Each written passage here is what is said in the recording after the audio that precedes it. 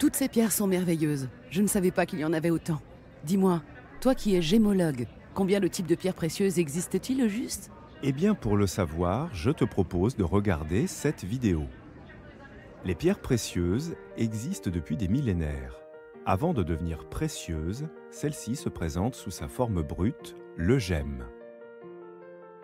On distingue 4 types de pierres précieuses, le saphir, le rubis, l'émeraude et le diamant. D'accord, je comprends mieux.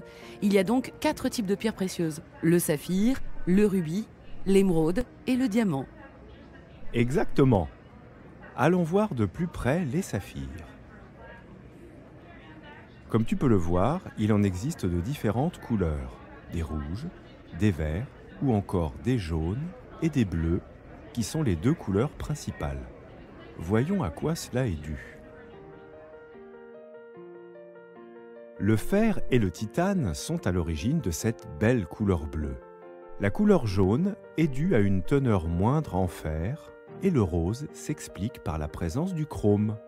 Les gisements principaux se trouvent en Birmanie, au Sri Lanka et en Thaïlande. Les Égyptiens la vénéraient et le considéraient comme la pierre sacrée de la vérité et de la justice. Symbole de fidélité, le saphir s'offre souvent pour des fiançailles. Intéressant. Aussi, je viens de voir, sur cette pancarte, que le saphir fait partie de la même famille que le rubis. Oui, et cela de par sa dureté. Regarde. Le rubis doit son nom à sa couleur rouge. Il en existe plusieurs nuances. Sa couleur vient du chrome, parfois additionné au fer pour les plus bruns. Plusieurs appellations sont connues.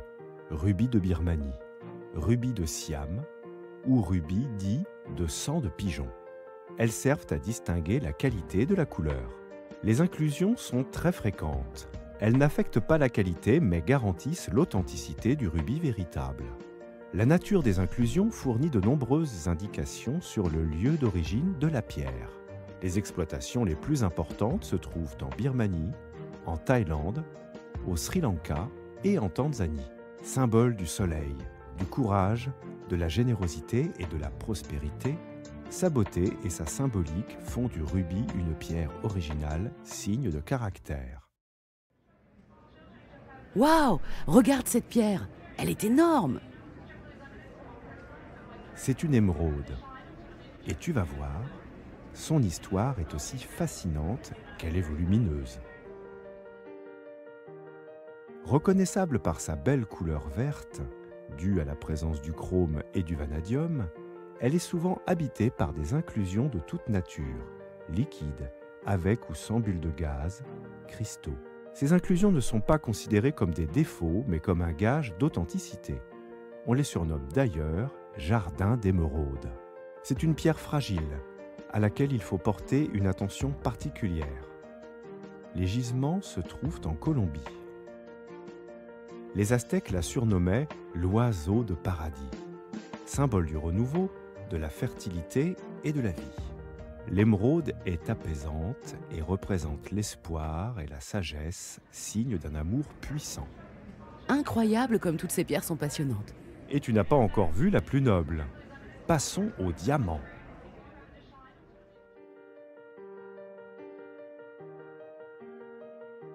Authentique création de la nature, les diamants se sont formés il y a plusieurs centaines de millions d'années dans les profondeurs de la Terre, qui a lentement permis de cristalliser le carbone.